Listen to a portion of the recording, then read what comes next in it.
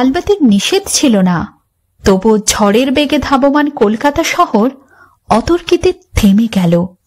ভয়ঙ্করভাবে টাল সামলে নিয়ে দাঁড়িয়ে রইল ট্যাক্সি ও প্রাইভেট, টেম্পো, বাঘমার্কা ডবল ডেকার। গেল গেল আর্তনাদে রাস্তার দুদিক থেকে যারা ছুটে এসেছিল, ঝাঁকামোটে ফিরিওয়ালা, দোকানি ও খরিদ্দার, এখন তারাও যেন স্থির চিত্রটির মতো শিল্পীর ইজেলে লগ্ন হয়ে আছে। স্তব্ধ হয়ে সবাই দেখছে। টালমাটাল পায়ে রাস্তার এক পার থেকে অন্য পারে হেঁটে চলে যায় সম্পূর্ণ উলঙ্গ একটি শিশু। খানিক আগেই বৃষ্টি হয়ে গেছে চৌরঙ্গি পাড়ায়, এখন রোদ্দুর ফের অতি দীর্ঘ বল্লমের মতো দেখে আসছে।